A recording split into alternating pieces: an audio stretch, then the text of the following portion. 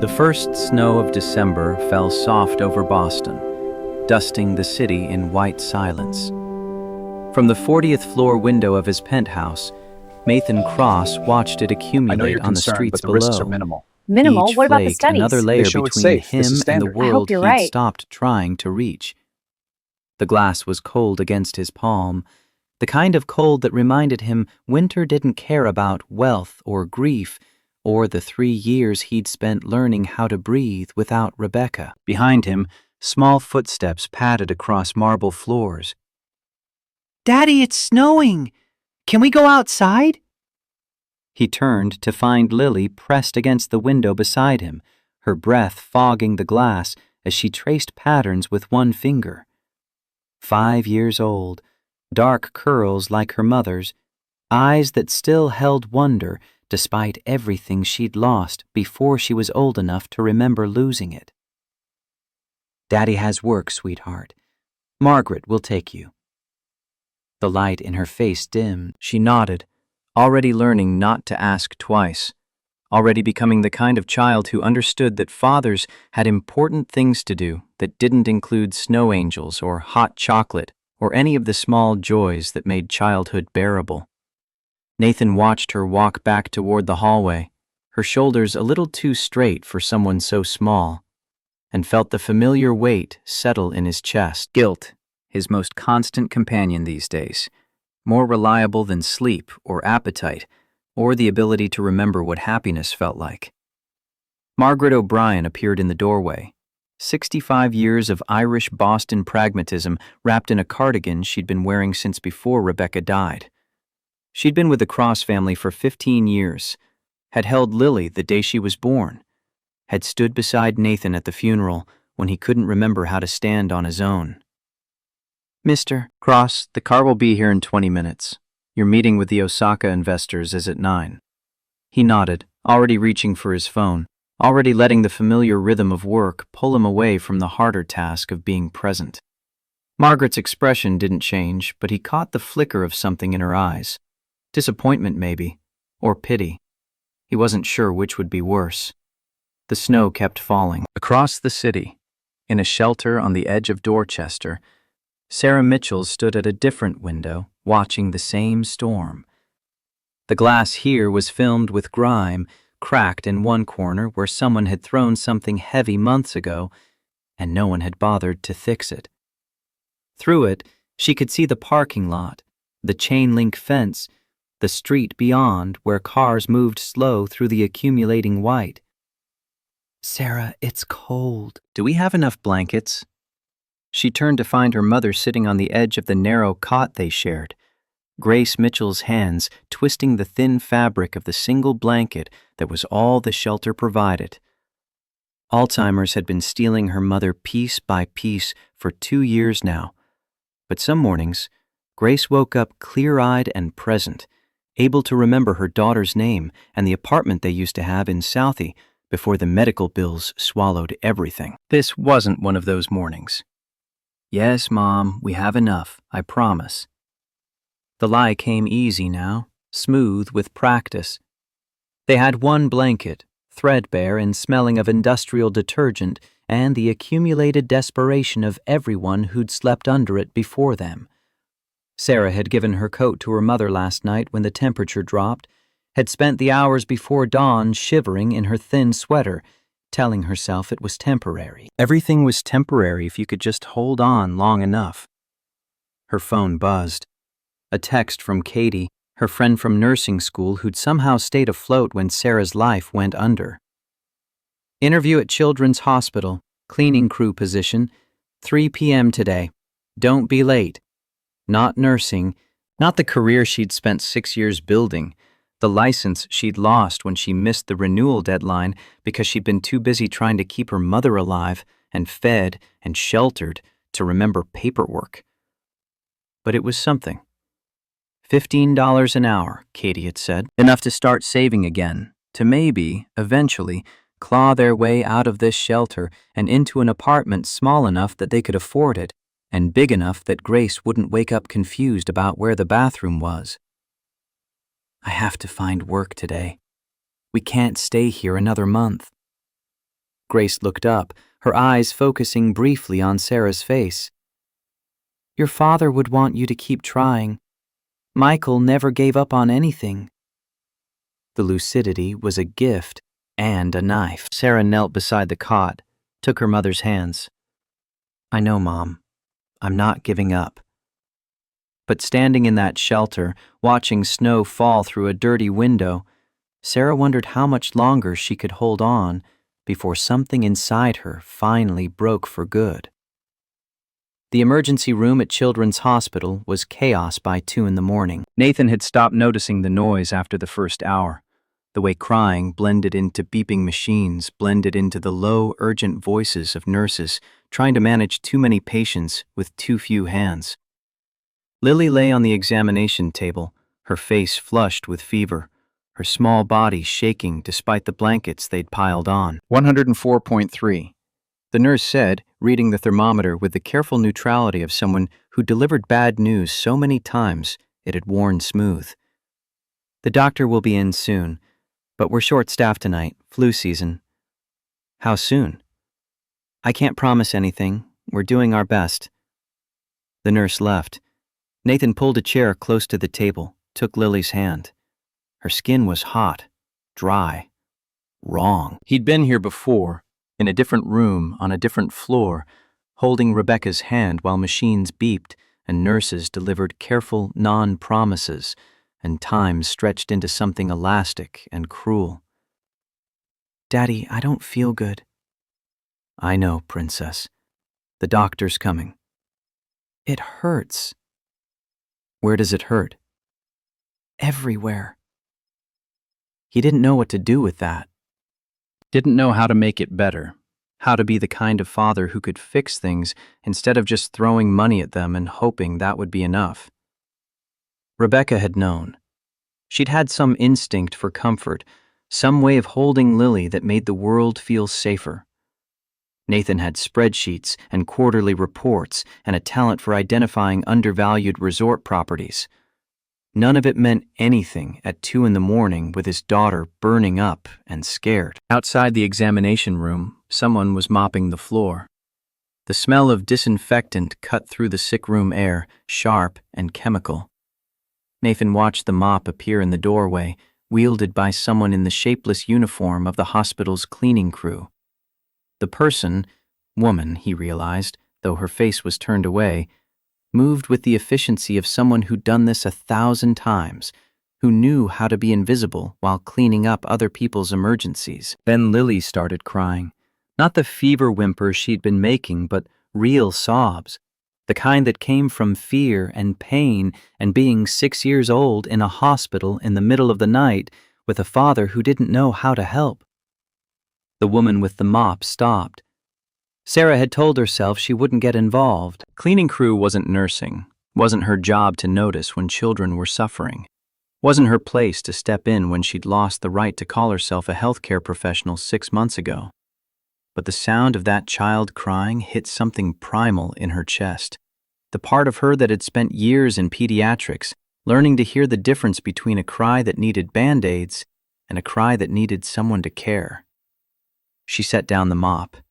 The examination room door was open. Inside, she could see a little girl on the table, dark curls plastered to her forehead with sweat, and a man in an expensive suit holding her hand like he was trying to anchor her to the world through sheer force of will.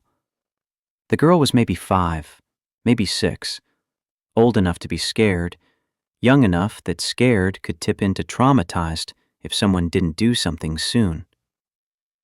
Sarah stepped into the doorway. Hey, sweetie, what's your name? The man's head snapped up. The girl's sobs hiccuped into silence, her eyes focusing on Sarah with the desperate attention of someone drowning who'd just spotted a potential lifeline. Lily. That's a beautiful name, like the flower. Did you know lilies are brave? They bloom even in cold weather. It was the kind of thing she used to say in her nursing days. The gentle nonsense that helped children focus on something besides pain. Lily blinked, considering this information with the seriousness small children brought to questions of botany and bravery. Really? Really. And you know what else? Lilies are tough. They can handle just about anything. She was moving while she talked, crossing to the examination table, her hands already reaching for the thermometer the nurse had left. The man started to say something, stopped, seemed to decide that whoever Sarah was, she was helping, and helping was what they needed. Sarah checked the temperature readout. 104.3. High, but not critical if they acted fast. She grabbed the washcloth from the basin beside the table, ran it under cold water, wrung it out with the practiced efficiency of someone who'd done this hundreds of times. I'm going to put this on your forehead, okay? It might feel cold, but it'll help. Lily nodded. Sarah placed the cloth gently, checked the girl's pupils, did a quick visual assessment for signs of meningitis or anything else that would require immediate intervention. Just an ear infection, probably, combined with a flu that had spiked the fever. Treatable. Manageable. The kind of thing that felt like a crisis at 2 a.m, but would resolve itself with antibiotics and time. She started humming while she worked, an old lullaby her father used to sing before the heart attack took him when Sarah was 12. Lily's eyes drifted closed. Her breathing evened out. The crisis, such as it was, eased. The door slammed open. A woman in scrubs, the supervisor from the name tag, stood there with the kind of fury that came from finding someone breaking rules during a shift that was already too hard. "Who are you? You can't be here." "I'm sorry. I was just..." "You're cleaning crew. You're not medical staff. You can't touch the patients." Sarah stepped back, the washcloth still in her hand, feeling the familiar shame of being caught helping when she no longer had the right to help. The supervisor advanced into the room, already reaching for her radio to call security. "She's with me." The man's voice cut through the room like a blade. Sarah looked at him properly for the first time. Tall, maybe late 30s. Expensive suit that probably cost more than she'd made in a month back when she had a real job. Dark hair, darker eyes, the kind of face that belonged on magazine covers or in boardrooms. Handsome in a way that would have been intimidating if he hadn't been sitting there looking lost and grateful in equal measure. The supervisor hesitated. "Sir, she's not medical staff. She can't..." "I said she's with me.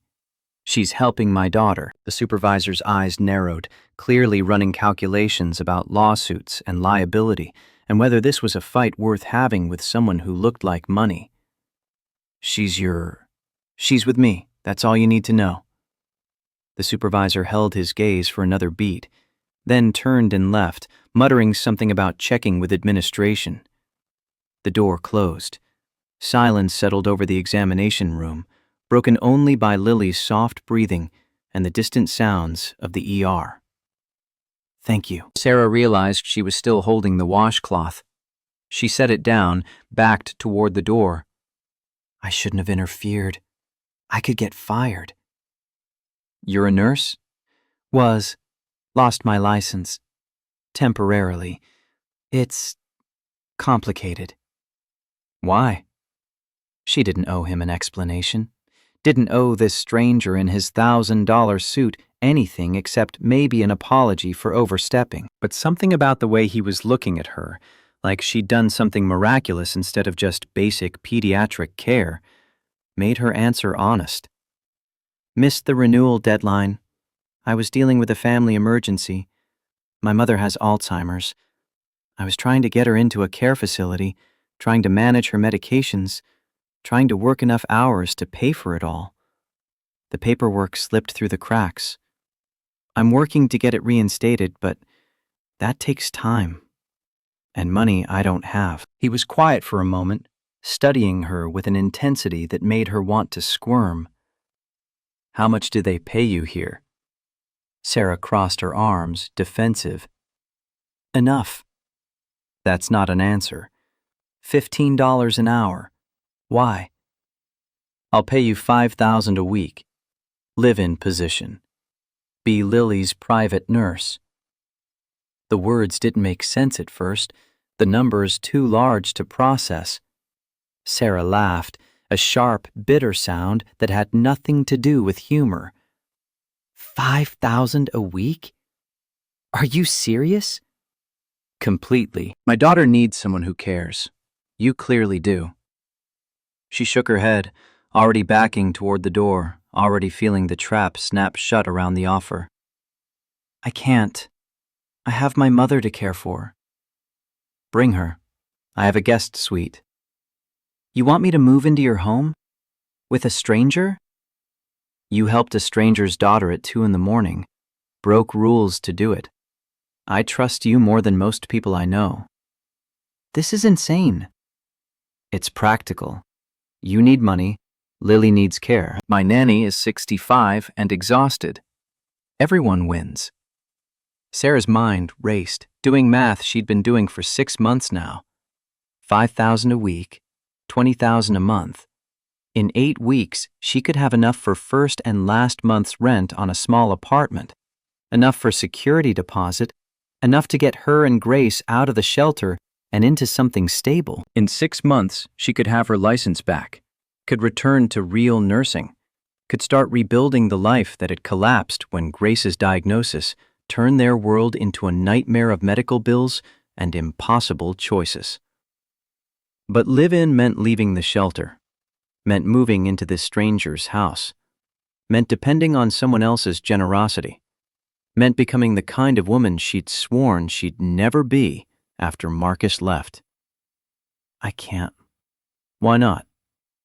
Because accepting help feels like giving up. Because I've been taking care of myself since my father died when I was 12. Because the last man who promised to help me disappeared the second things got hard, and I won't make that mistake again. She didn't say any of that. Instead, she said, because this feels like charity, and I don't do charity. It's a job, with fair compensation for skilled work. Nothing charitable about it. You don't even know me. I know you put my daughter first. That's enough. Lily stirred on the table, her eyes opening, focusing on Sarah. Are you going to stay? The question, delivered in a child's voice, still rough with fever, hit Sarah like a physical blow. She knelt beside the table, smoothed Lily's hair back from her forehead. I don't know, sweetheart. Please? You made me feel better. Nathan watched them, his daughter and this woman who'd appeared out of nowhere and done in 5 minutes what he'd been failing to do for 3 years. There was something in the way Sarah touched Lily, gentle but confident, the kind of care that couldn't be bought or trained, only given freely. 1 month trial, Sarah said finally, standing, not looking at Nathan. If it doesn't work, I leave with 2 weeks' notice, and I pay rent, even if it's just $100 a month. I won't be a charity case. Deal. They shook hands.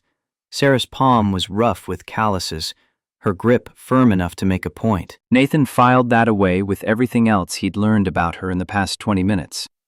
Proud, scared, competent, desperate, trying hard not to show the desperation. The doctor finally appeared, diagnosed the ear infection Sarah had already identified, prescribed antibiotics that would have Lily feeling better by morning. Nathan carried his daughter to the car, Sarah following with the prescription, neither of them sure what they'd just agreed to, but both too tired to examine it too closely. It was almost 4 a.m. when Nathan pulled into the underground garage of his building. Lily had fallen asleep in the car seat, her fever already dropping thanks to the Tylenol the ER nurse had administered. Sarah helped unbuckle her, lifted her with the practiced ease of someone who'd spent years moving children from beds to exam tables and back again. The elevator ride to the penthouse was silent except for Lily's soft breathing. Sarah stared at the numbers climbing, 30, 35, 40, trying not to think about how far from the ground they were rising, how far she'd have to fall if this turned out to be another mistake. The doors opened directly into the penthouse. Sarah stepped out and stopped. Floor-to-ceiling windows wrapped 3 walls, offering a view of Boston that looked like something from a movie. The city spread out below them, glittering with snow and streetlights. The floors were marble, white with gray veining, probably worth more per square foot than she'd earned in a year. Art hung on the walls, the kind that belonged in museums, abstract shapes and bold colors that probably had meanings she'd never understand. Furniture that looked expensive and uncomfortable, arranged in spaces too large to feel like anyone actually lived here. It wasn't a home. It was a showcase, beautiful and cold and utterly lifeless.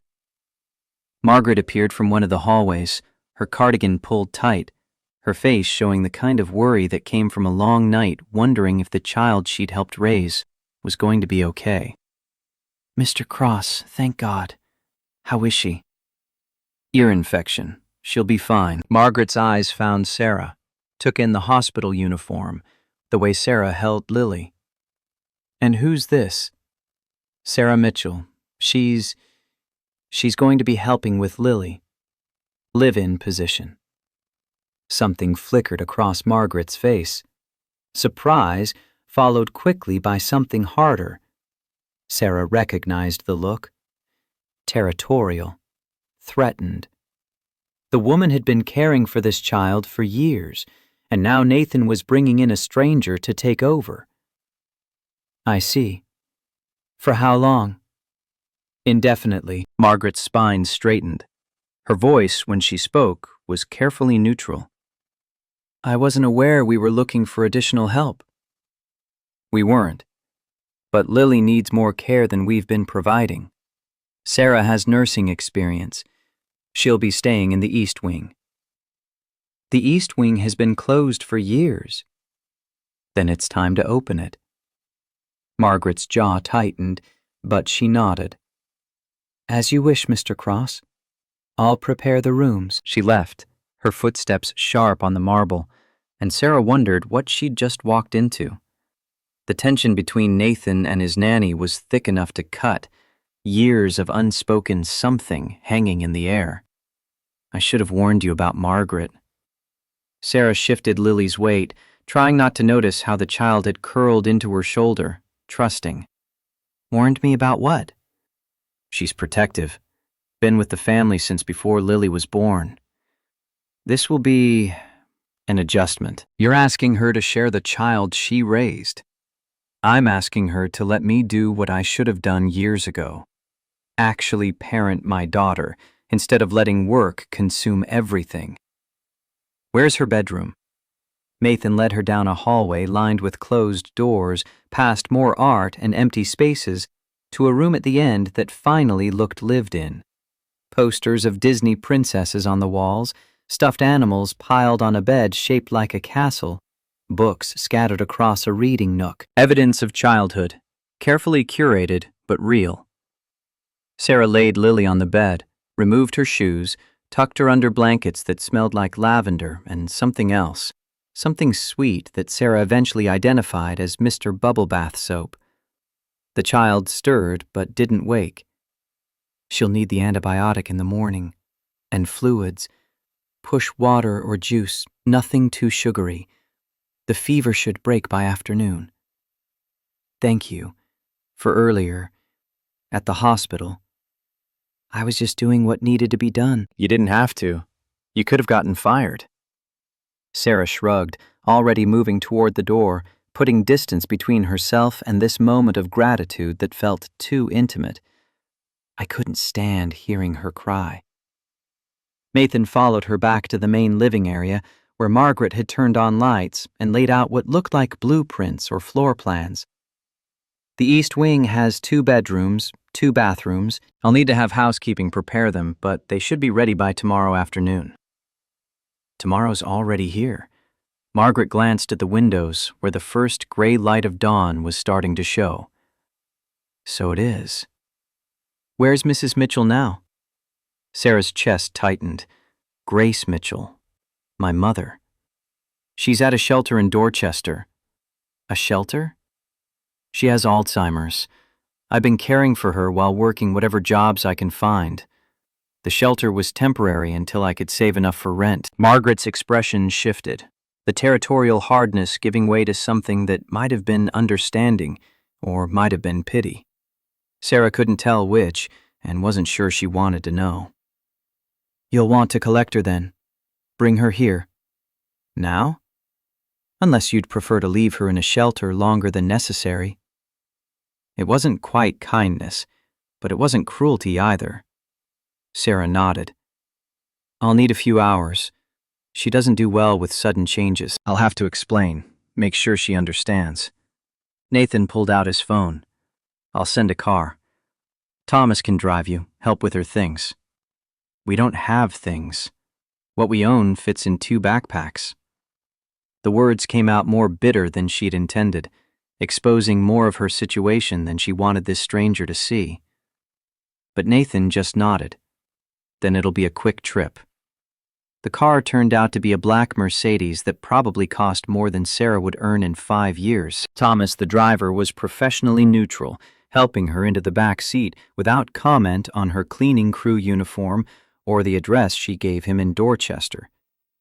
The shelter looked even more depressing in the gray morning light, its brick walls stained with decades of neglect, its windows barred like a prison.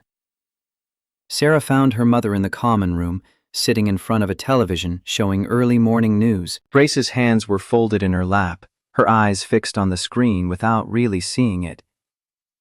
Mom? Grace looked up. Her eyes were cloudy, unfocused. One of the bad mornings. Do I know you? It's Sarah, your daughter. We're leaving here, Mom. We're going somewhere better. I don't want to go.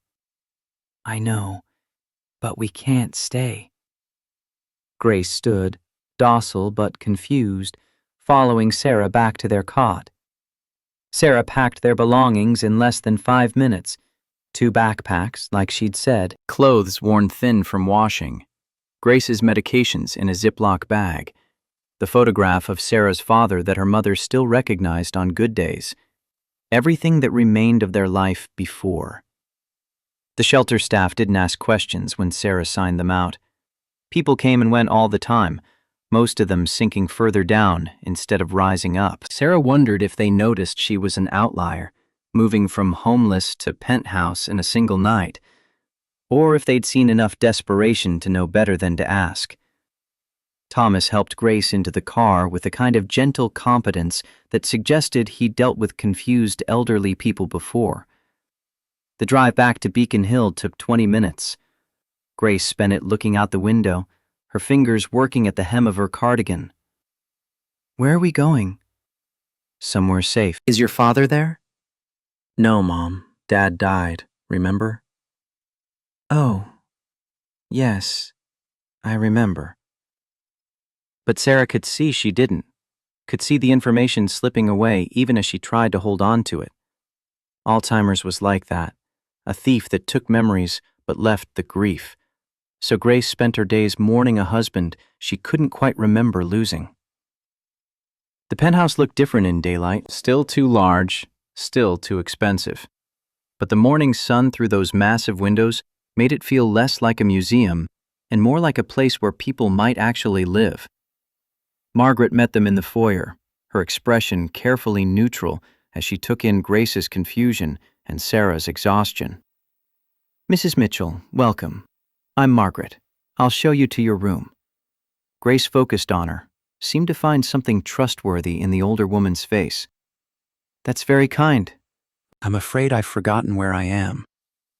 You're in Boston, with your daughter. You'll be staying here for a while. Is it a hospital? No, a home.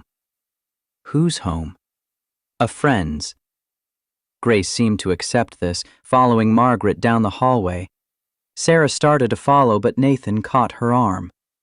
Let Margaret help. You should sleep. I need to make sure my mother's settled. Margaret raised 5 children.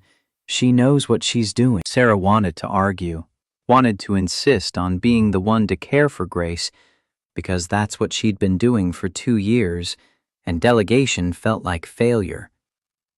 But exhaustion was a weight pressing down on her shoulders, and the truth was, she hadn't slept more than 3 hours at a stretch in months.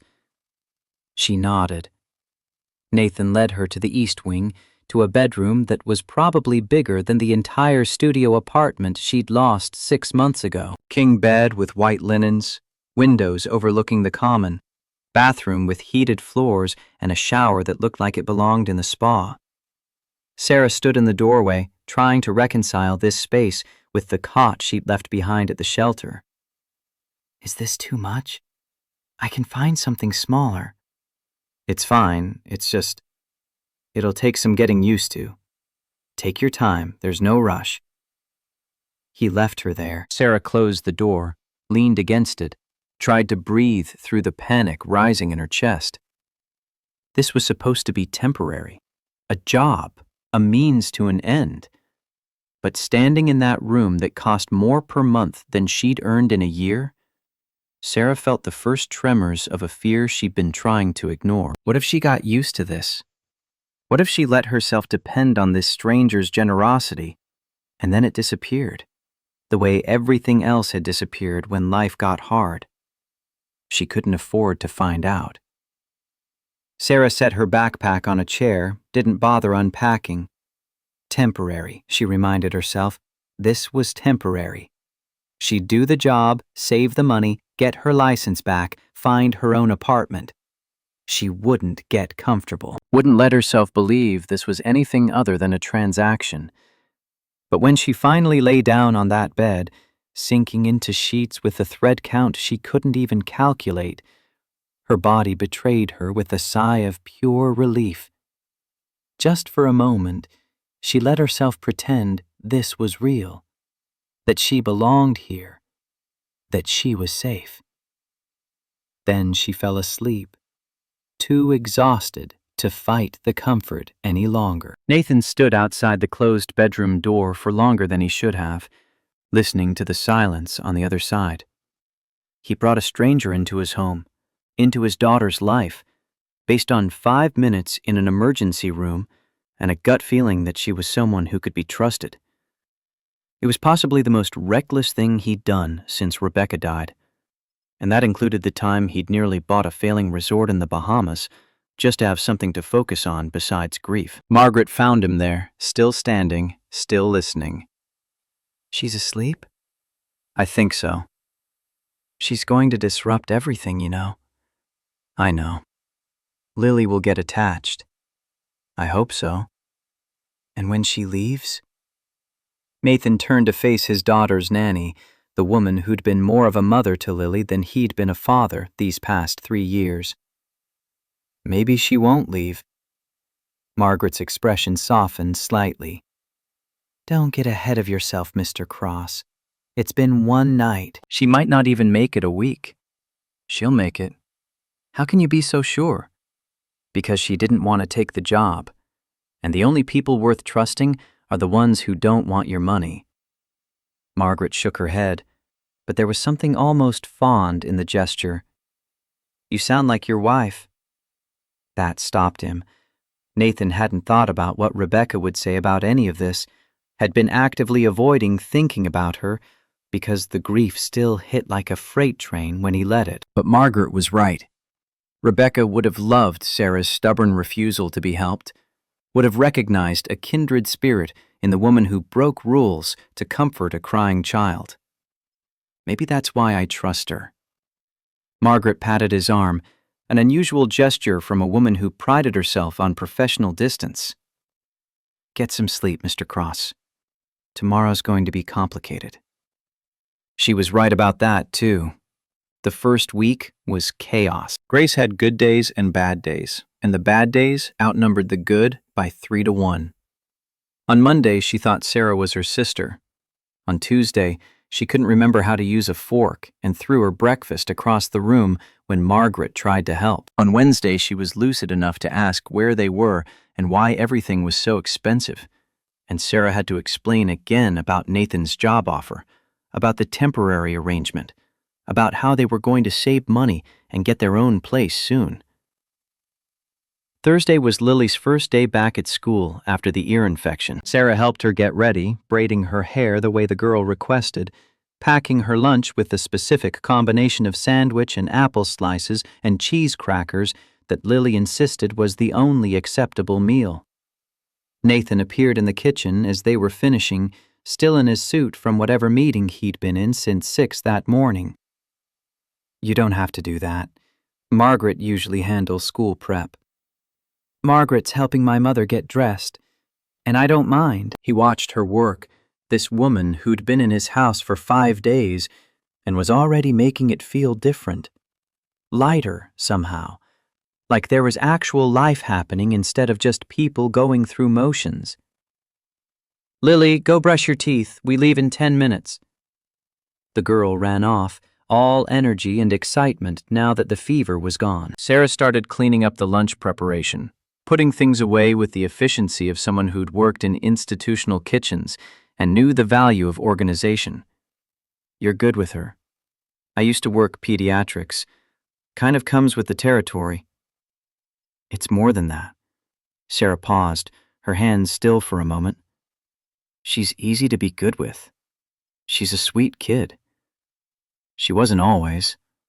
After Rebecca died, she stopped talking for 3 months. Just stopped. The therapist said it was trauma, that she'd work through it in her own time. But it was Margaret who finally got her talking again, who sat with her every night reading picture books until Lily started correcting the stories. "What did you do?" "Worked. Threw myself into expanding the business, acquiring new properties, making sure Cross Enterprises was positioned for growth. Told myself I was securing Lily's future. Really, I was just hiding." The honesty surprised him. Nathan didn't talk about this with anyone, didn't examine too closely the ways he'd failed as a father because the guilt was too much to carry alongside the grief. But something about Sarah's presence made confession feel necessary. "You're here now," she said quietly. "That's what matters." Am I, though? Or am I just paying other people to be here while I keep hiding? Lily's laughter echoed from down the hall, chasing away the moment's heaviness. Nathan checked his watch. "I have to go. Conference call with Singapore in 20 minutes. On a Thursday morning? Time zones are inconvenient." Sarah turned to face him fully. "When's the last time you took her to school yourself?" Nathan tried to remember. Couldn't. "It's been a while." "Maybe tomorrow you should try it. Just once. See what it feels like." "I have a breakfast meeting. Cancel it, or reschedule. The world won't end if Nathan Cross shows up 30 minutes late to talk about resort occupancy rates." She wasn't wrong, but the suggestion still felt radical. Nathan had built his life around the assumption that work came first, that providing was the same as parenting, that his presence wasn't actually necessary as long as the bills were paid and the nanny was competent. Sarah was asking him to question that assumption, and questioning meant admitting he'd been wrong for 3 years. "I'll think about it. You do that." She left him standing in the kitchen, went to help Grace with whatever crisis had emerged from the simple act of getting dressed. Nathan listened to her voice in the other room, patient and kind, even when Grace got confused and accusatory. This woman who'd been in his life for less than a week was already showing him everything he'd been doing wrong. His phone buzzed. Robert Hayes, his CFO, and the closest thing he had to a friend. "Board meeting moved to 2 p.m. today instead of tomorrow. David Sterling wants to present merger proposal. This feels like an ambush." Nathan typed back, "Let him present. We'll be ready." But he wasn't sure they would be. David Sterling had been circling Cross Enterprises for 2 years, looking for an opening, waiting for Nathan to make a mistake big enough to justify a takeover attempt. Bringing a stranger into his home, into his daughter's life, might qualify. The board already thought he was too focused on personal matters, too distracted by grief to lead effectively. If they saw Sarah as evidence of instability, he pushed the thought away. Deal with David later. Right now, Lily needed a ride to school.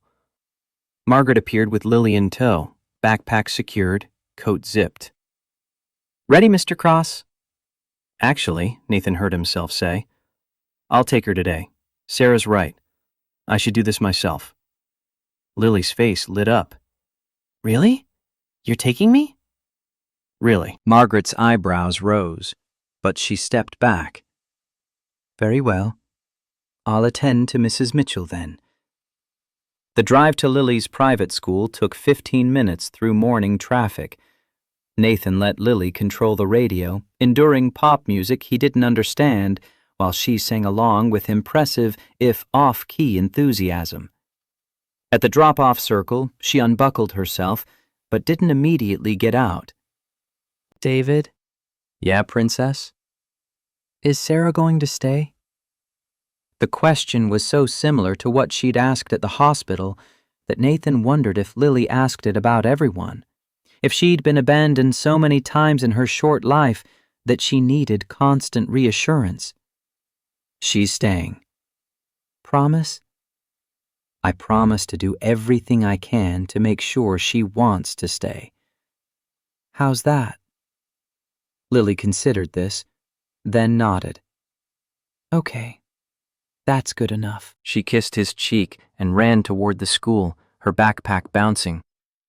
Nathan sat in the car watching until she disappeared inside, feeling something shift in his chest. Not grief this time. Something else. Something that might have been hope if he let himself name it. The board meeting was every bit the ambush Robert had predicted.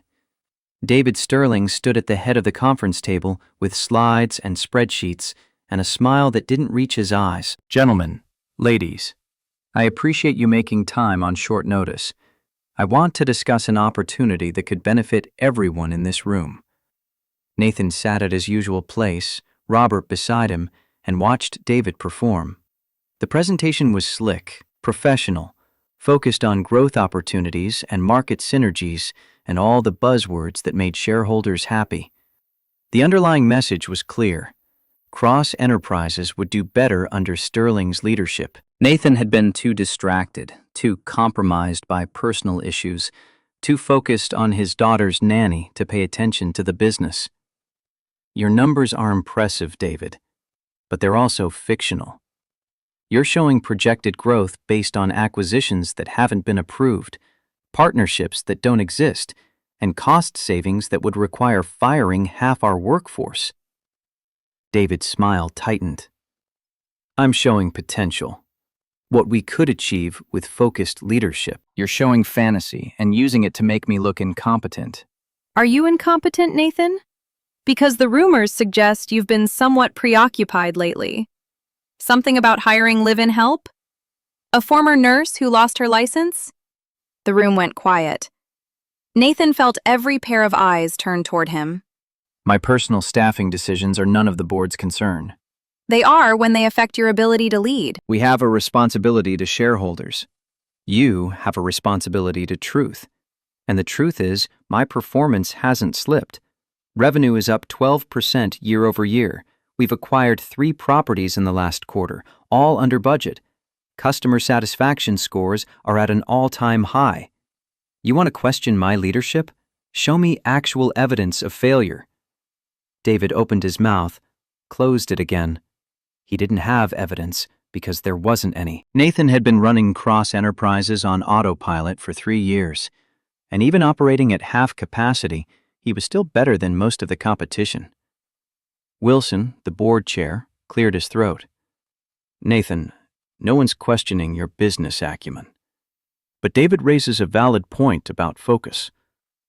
Perhaps it would benefit everyone if you took some time. A sabbatical, maybe. Let David serve as interim CEO while you sort out these personal matters."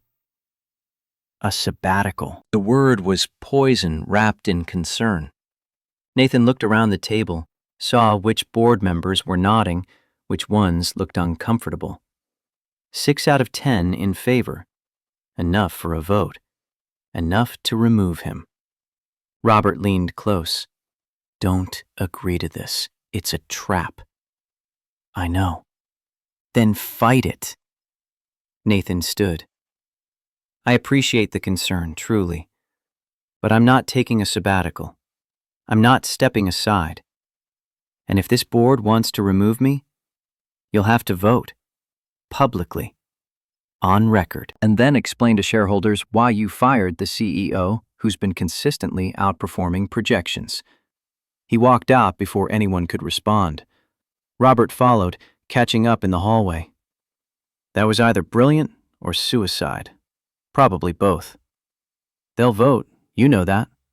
Let them. I'm not leaving. The ride home was quiet. Nathan's phone kept buzzing with messages from board members, some supportive, most carefully neutral.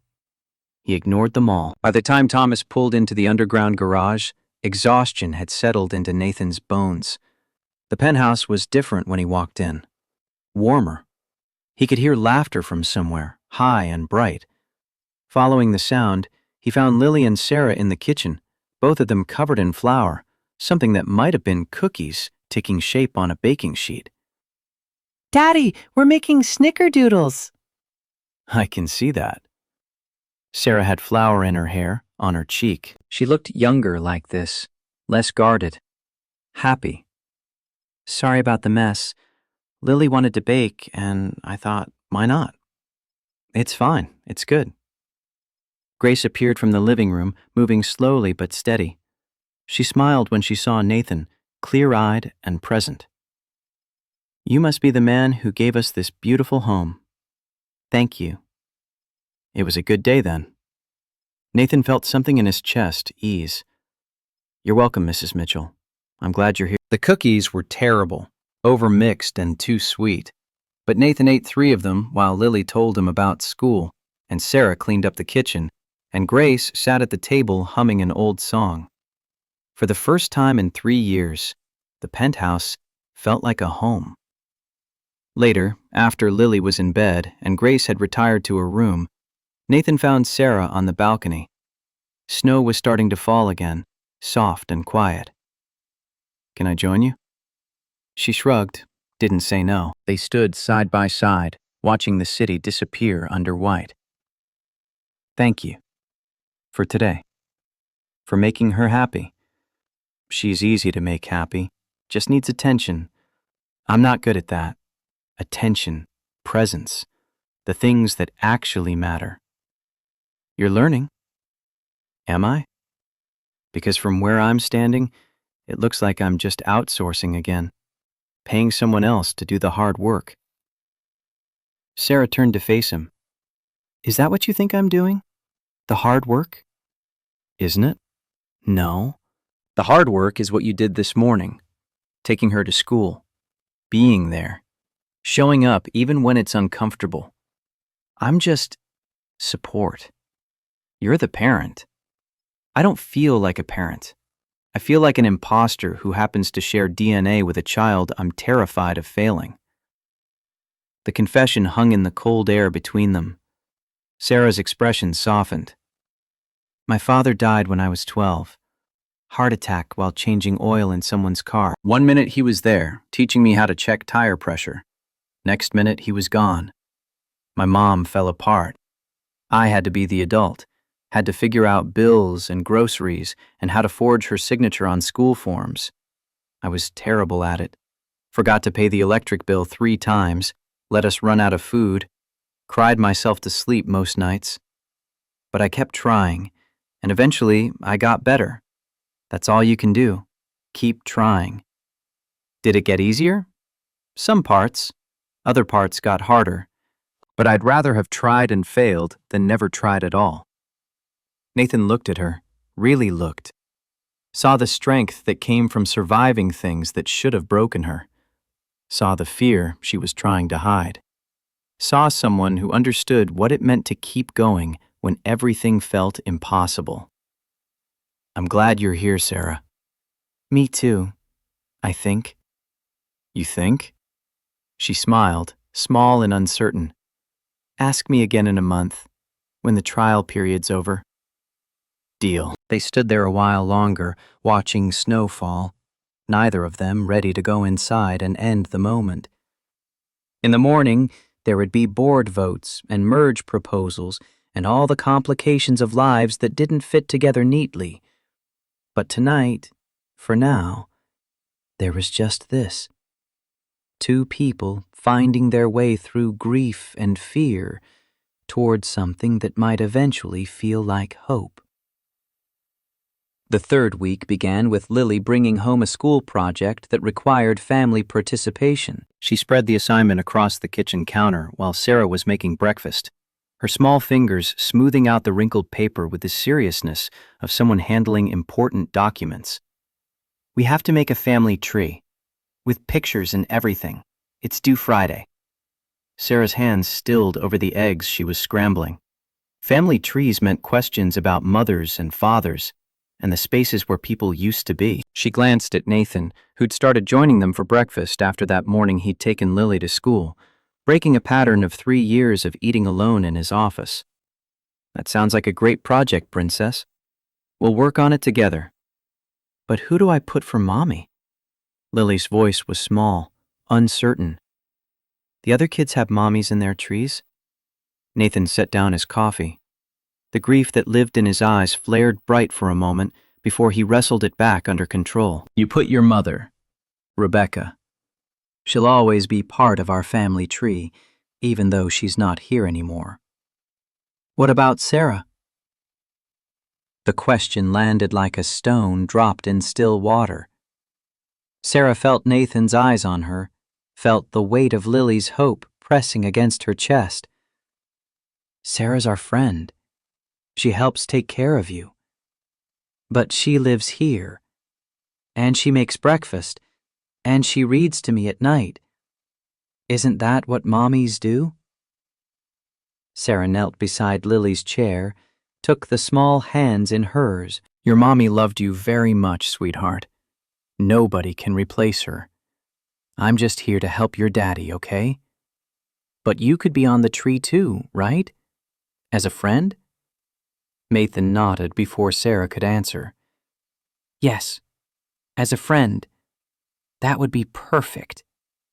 Lily brightened, already pulling out crayons to start her project. Sarah stood, went back to the stove, tried to ignore the ache spreading through her ribs. 3 weeks and she was already becoming something permanent in this child's mind, already being woven into the fabric of a life she had no right to claim. Margaret appeared in the doorway, her expression unreadable. "Mrs. Mitchell is asking for you, Sarah. She's having a difficult morning." Sarah left the kitchen, grateful for the escape. She found Grace sitting on the edge of the bed, still in her nightgown, tears streaming down her face. "I can't find Michael. He was supposed to pick me up from work, but he's not here." Sarah sat beside her mother, pulled her close. "Dad's not coming, Mom. He died, remember? A long time ago." No, that can't be right. We were just talking yesterday. He promised he'd fix the porch light. The conversation went in circles for 20 minutes before Grace finally exhausted herself into confusion that was somehow easier than the grief. Sarah helped her dress, guided her through breakfast, sat with her in the sunroom where the light was good and the windows looked out over the common. On good days, Grace could spend hours there, watching birds and remembering stories from Sarah's childhood. On bad days, she stared at nothing and asked the same questions about Michael over and over until Sarah wanted to scream. Today was somewhere in between. "This is a nice place. Whose house is this?" "A friend's. We're staying here for a while." "That's kind of him. Is he married?" "No, his wife died." "Oh, that's sad. How did she die?" Sarah realized she didn't actually know. Nathan had mentioned cancer that terrible night at the hospital, but they'd never discussed it further. The details of Rebecca's death lived in the space between them, too painful for Nathan to revisit and too private for Sarah to ask about. "I'm not sure, Mom. It was before we moved here." "And who are you again?" Grace's eyes had gone distant, the lucidity slipping away. Sarah swallowed the hurt that never got easier no matter how many times this happened. I'm Sarah, your daughter. Oh, of course, Sarah. You're such a good girl. Margaret found them there an hour later, Grace dozing in the sunlight and Sarah staring out the window trying not to cry. She's getting worse. Some days are harder than others. That's not what I mean. She's declining faster than she was a month ago. Sarah knew Margaret was right. The bad days were coming more frequently, the good moments growing shorter. Eventually, there would be no good days at all, just the long, slow fade into a confusion that looked like peace, but felt like drowning. I'm doing everything I can. I know you are. But you can't stop it. Nobody can. The words were meant to be kind, but they hit like accusation. Sarah stood, needing to move, needing to do something other than sit and watch her mother disappear. I should check on Lily, make sure she's working on her project. She's fine. Nathan took her to his office. They're looking through old photo albums together. The image stopped Sarah mid-step. Nathan showing his daughter pictures of Rebecca, reliving memories Sarah had no part of, building a family tree that would always have branches she couldn't reach. This was good, she told herself. This was Nathan being present, being a father. This was exactly what she'd pushed him to do. So why did it feel like being left behind? The board vote happened on a Thursday. Nathan came home at 3 p.m, too early, his face carved from stone.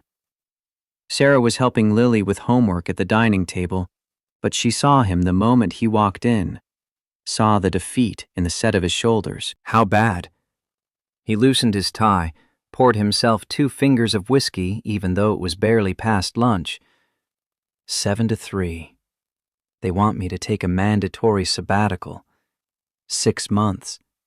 David Sterling steps in as interim CEO. Can they do that? They just did. Lily looked up from her math worksheet. What's a sabbatical? It means Daddy's going to be home more, Princess. Isn't that exciting? But Nathan's voice was hollow, and even Lily could hear the wrongness in it. She went back to her homework with the careful quiet of a child who'd learned when adults needed space. Sarah waited until Lily was occupied before crossing to where Nathan stood at the window. What are you going to do? Fight it. File an injunction. Robert's already talking to our attorneys. Is that what you want? To fight? I want to keep what's mine. What I built. What your father built. The correction came out sharper than she'd intended. Nathan's jaw tightened. What my father started. What I turned into something worth fighting for. And what cost you your marriage, your relationship with your daughter, 3 years of your life? Nathan turned to face her, and Sarah saw the anger there, raw and immediate. You've been here 3 weeks. Don't pretend you understand what I've sacrificed. I understand you're about to sacrifice 6 months fighting a battle you've already lost. And for what? To prove you can work yourself to death faster than the board can replace you? This is my company, my legacy. Your legacy is sitting at that table trying to divide fractions. Your legacy has your eyes and your wife's smile, and she needs you present more than she needs you proving something to a room full of men who don't actually care if you live or die. The words hung between them, too honest, too sharp. Nathan's expression shifted from anger to something more complicated. You sound like her, Rebecca. She used to say things like that. Then maybe you should have listened. I did listen. I promised her I'd slow down, spend more time with Lily, actually live instead of just working. Made all these plans for after she recovered. Except she didn't recover. And I spent 3 years using work to avoid facing what I'd lost. So don't spend 6 more months doing the same thing. Take the sabbatical. Actually be here. Let David Sterling run the company into the ground if that's what's going to happen, and then you can step back in and fix it. And if the board decides they don't want me back, then you'll know where you actually stand, and you can decide what matters more. Nathan drained his whiskey, set the glass down with careful precision. I need some air. He left. Sarah heard the elevator doors close, felt the absence like pressure in her ears. Behind her, Lily's pencil scratched across paper, working through problems that had clear answers and solutions that made sense. Is Daddy mad? Sarah went to her, smoothed the dark curls that were so much like Rebecca's. He's just dealing with some grown-up stuff. He'll be okay. Will he have to leave like Mommy did? The question cracked something open in Sarah's chest. She pulled Lily into her lap, held her tight. No, baby. Your daddy's not going anywhere. I promise. But even as she said it, Sarah wondered if she was lying. People left all the time. Her father, dead at 42. Marcus, gone the moment things got hard. Everyone she'd ever counted on had eventually proven countable only until the counting mattered. The Christmas decorating happened on a Sunday. Lily had been begging for days, and Nathan finally agreed, emerging from whatever darkness the sabbatical vote had sent him into long enough to participate in something that felt like normal family activity. Margaret pulled boxes down from storage, decades of ornaments wrapped in tissue paper and memory. Your mother collected these, she told Nathan, holding up a glass angel with gold wings. Started the year you were born. Added something new every Christmas. Nathan took the angel, turned it in the light. I remember. She had this whole system. Traditional ornaments on the bottom branches, handmade ones from when I was a kid in the middle, special ones on top. Lily was bouncing on her toes. Can I hang some? Please? Of course, Princess. Here, start with these. He handed her a box of unbreakable ornaments, the kind designed for small hands and inevitable drops. Sarah stayed in the background, helping Grace stay oriented while the Cross family built their tree. This wasn't her tradition to join, wasn't her history to claim. But Lily kept pulling her in. Sarah, look at this one. It's a snowman. Sarah, where should this go? Sarah, we need you in the picture Margaret's taking. And somehow, Sarah found herself standing beside Nathan with Lily between them, all three smiling at Margaret's phone camera, while Grace dozed in a nearby chair, and the tree glowed behind them. A family, except they weren't. An illusion, except it felt real. That evening, Lily made an ornament of her own, construction paper and glue and a photo she'd taken from Nathan's desk drawer, the three of them at breakfast, captured by Margaret during one of those mornings when laughter had come easy. Lily wrote in careful letters, My family. She hung it on the tree with ceremony, right in the center where everyone could see. There. Now it's perfect. Nathan's hand found Sarah's, squeezed once. She didn't pull away. The school concert fell on a Wednesday. Lily's class was performing a medley of holiday songs, and she'd been practicing for weeks, her high, clear voice filling the penthouse at odd hours. Sarah helped her into the white dress with the red sash, braided her hair with ribbons that matched. You look beautiful, sweetheart. Will you and Daddy both come? Together? The question carried weight beyond its words.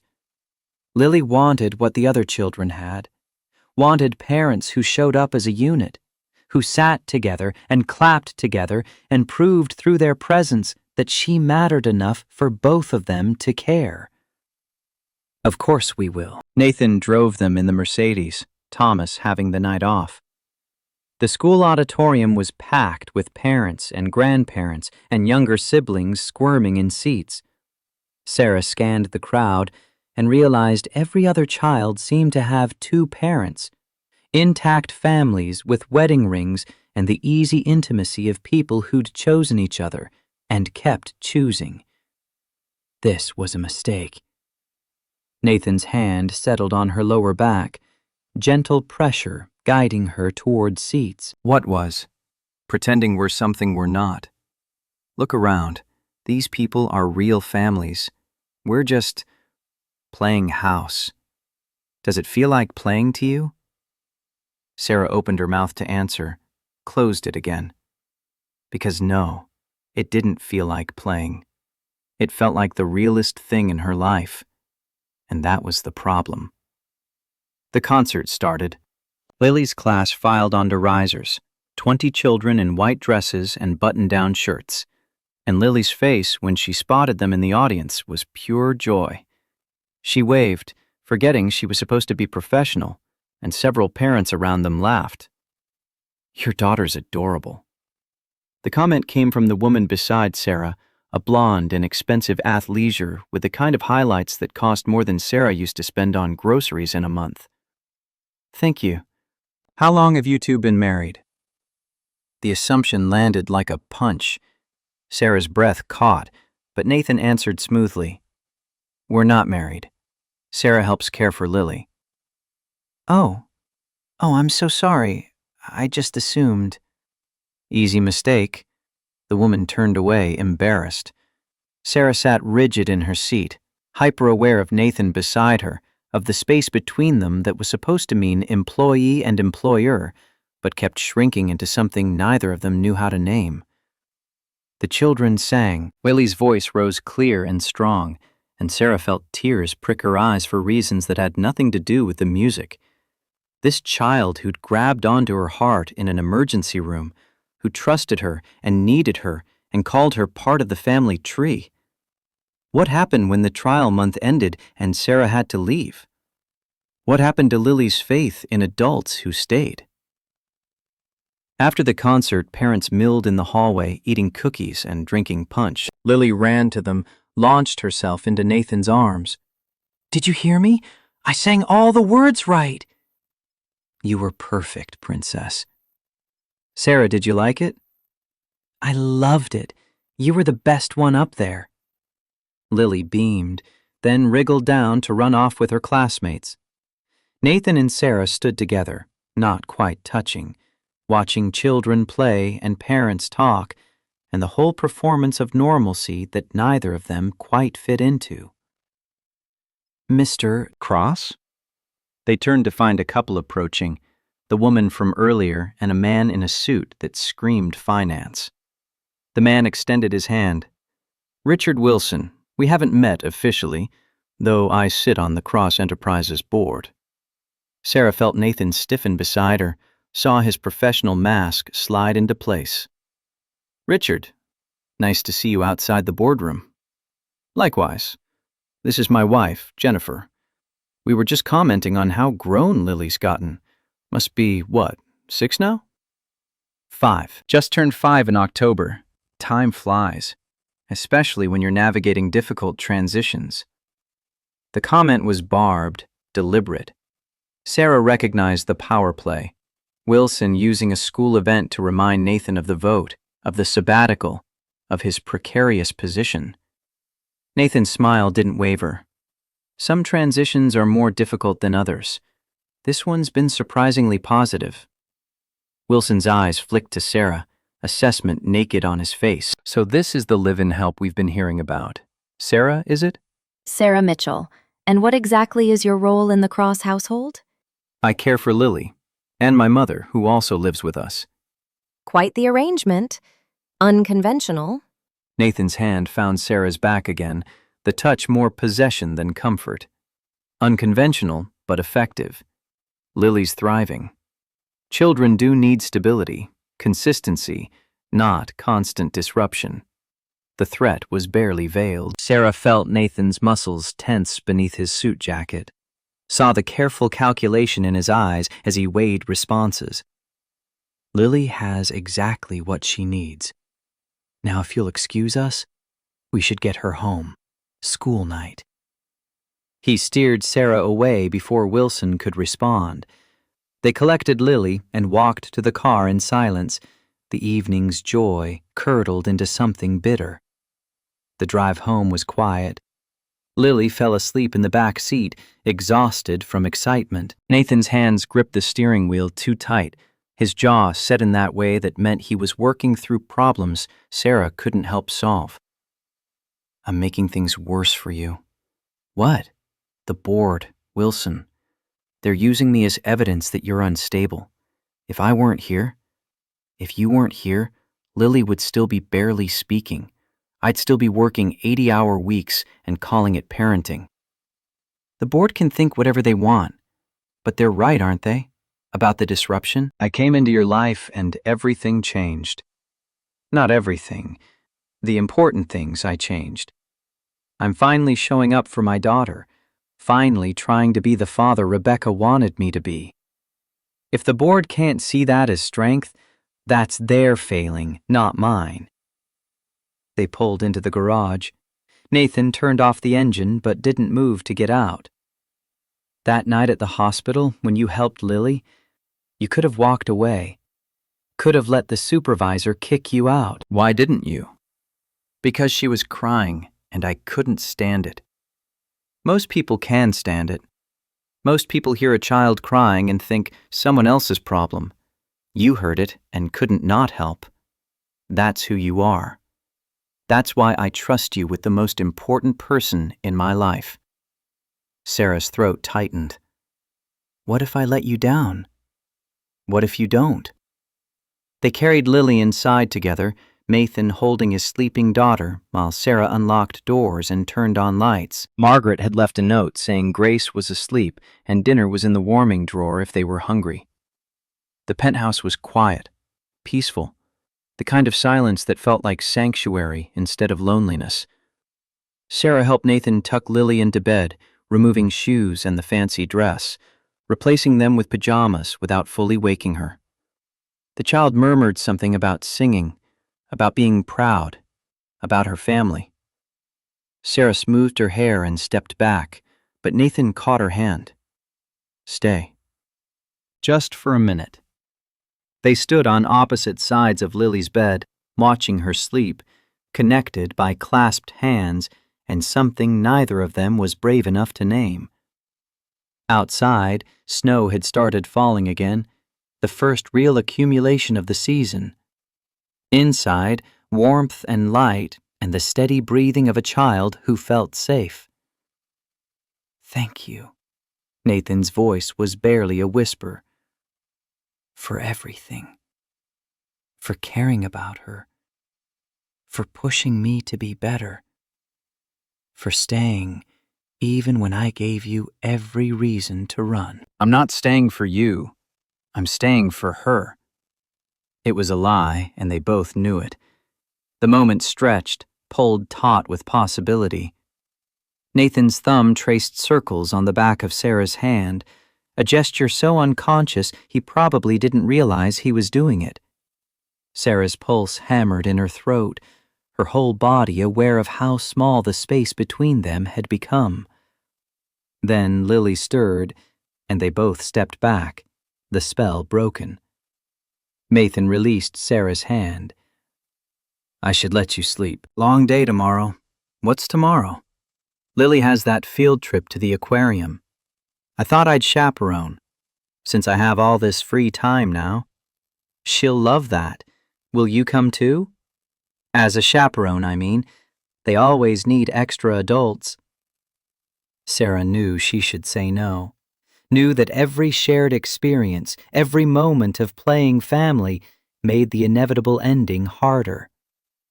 But looking at Nathan's face, seeing the hope there, she couldn't force the refusal past her lips. "Okay. Yes. I'll come." They walked to their separate bedrooms, the hallway between them longer than the physical distance. Sarah closed her door, leaned against it, tried to slow her racing heart. 4 weeks. She'd been in this house 4 weeks, and already the lines she'd drawn had blurred into something unrecognizable. Her phone buzzed, a text from Katie. How's the temporary gig going? Sarah stared at the message, at the word temporary. Everything was supposed to be temporary. The job, the arrangement, the way Lily called her name first thing every morning. The way Nathan looked at her like she was solving problems he didn't know how to solve himself.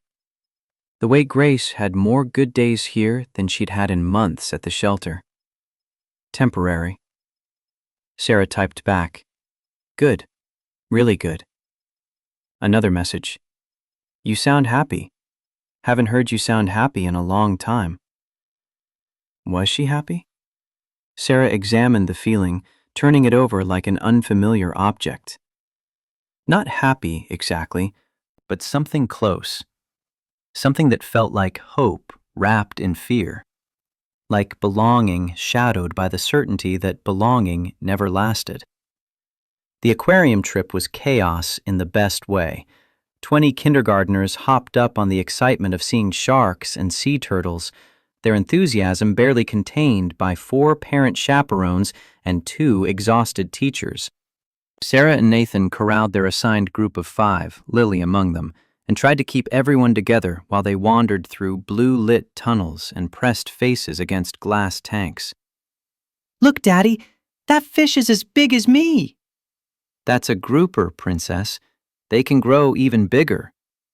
How much bigger? Big enough to swallow you whole. Lily shrieked with delighted horror, and the other children crowded around, demanding to hear more about fish that ate people. Nathan caught Sarah's eye over their heads, grinning, and she felt something warm unfold in her chest. This was dangerous. This feeling of rightness, of fitting into a space she'd been trying to convince herself was temporary. Sarah forced her attention back to the children, pointing out seahorses and jellyfish and the stingray pool where you could touch their silky backs if you were brave enough. They ate lunch in the cafeteria, sandwiches from home and juice boxes that inevitably spilled. One of the other mothers, a polished woman named Catherine, slid into the seat beside Sarah. You're a Nathan Cross's nanny, right? I help care for his daughter. Lucky you. Half the mothers at school would kill for that position. The innuendo was heavy, deliberate. Sarah stiffened. It's a job. I'm a pediatric nurse. Or I was, before you lost your license? Yeah, I heard about that. Must be nice, landing such a cushy setup. Sarah's hands clenched around her water bottle. There's nothing cushy about caring for a child who lost her mother, or managing a parent with Alzheimer's. I work for my salary. Sure you do. Catherine stood, gathered her things, left Sarah sitting there with anger burning in her throat. Across the table, Nathan was helping Lily open a stubborn yogurt container, oblivious to the exchange. Sarah watched him, this man who'd given her shelter and salary and something that felt almost like family, and wondered if everyone saw what Catherine saw. A gold digger who'd maneuvered her way into a billionaire's house and was working an angle. The aquarium's centerpiece was the giant ocean tank, a cylindrical structure you could walk through while sharks and rays circled overhead. The children pressed against the glass, awed into rare silence by the massive creatures gliding past. Sarah stood with Lily, pointing out different species, when she felt Nathan beside her. Catherine said something to you. What was it? Nothing important, Sarah. She thinks I'm using you, using Lily, that I saw an opportunity and took it. Do you care what she thinks? I care that she might be right. Nathan turned her to face him, his hands gentle on her shoulders. You're here because my daughter needs you, because you're good at what you do, because when you saw a crying child, you couldn't walk away. That's not using anyone. That's being exactly who you are. But what am I, Nathan? Your employee? Your daughter's nanny? The woman living in your house and sharing your meals and what? The question hung between them, weighted with everything they'd been avoiding for weeks. Sarah pulled away, needing distance, needing air. I need to check on the other children. She fled before he could respond, before she could say something that would crack this careful structure they'd built. Behind her, she heard Lily asking where Sarah went, heard Nathan's patient explanation that she'd be right back. But Sarah wasn't sure she would be. Wasn't sure she could keep doing this dance of pretending feelings weren't growing, weren't becoming something bigger than a job or an arrangement or whatever lie they'd been telling themselves. The bus ride back to school was subdued. Children exhausted from excitement. Adults grateful for the quiet. Sarah sat with her group, letting Lily lean against her shoulder and drift into sleep. Across the aisle, Nathan watched them, his expression unreadable. At school, parents collected their children amid the chaos of backpacks and thank yous and promises to do this again soon. Sarah helped Lily gather her things, acutely aware of the other mothers watching, judging, drawing conclusions about the woman who lived with Nathan Cross, but wasn't his wife. Thomas was waiting with the Mercedes. The drive home was silent, except for Lily's chatter about sharks and stingrays and how she was definitely going to be a marine biologist when she grew up. Nathan and Sarah made appropriate, encouraging noises, but their attention was elsewhere, on the conversation they'd started and couldn't finish. At the penthouse, Margaret met them with news that shifted everything. Mrs. Mitchell had an episode. A bad one. I had to call Dr. Reynolds. He's in with her now.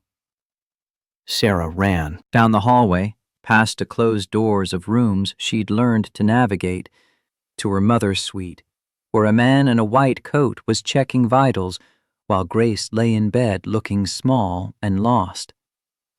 What happened?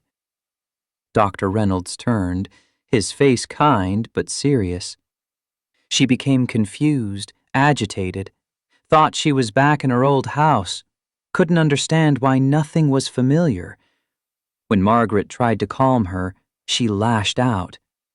Minor bruising, nothing serious, but this level of aggression is new. Sarah sank into the chair beside the bed, took her mother's hand. Mom, it's Sarah. I'm here. Grace's eyes focused slowly. Sarah? When did you get so old? I'm 32, Mom. Same age I was yesterday. Yesterday you were 6. In that yellow dress with the daisies. Michael bought it for your birthday. Sarah swallowed tears. That was a long time ago. Was it? Time is funny. It all feels like yesterday. Dr. Reynolds pulled Sarah aside, his voice low. The Alzheimer's is progressing faster than I'd like. These episodes of aggression will likely increase. You should consider a memory care facility. Somewhere with trained staff and proper resources. I can't afford that. There are programs, state assistance. I can help you navigate. I don't want her in some state facility. She deserves better. Then you need a private nurse, around-the-clock care, and even that might not be enough much longer. Sarah nodded, not trusting her voice. Behind her, Nathan stood in the doorway, having heard everything. After the doctor left, after Grace settled into confused sleep, Sarah found Nathan in his study. He was at his desk, laptop open, but staring at nothing. I need to find another job, something that pays better, enough for a memory care facility.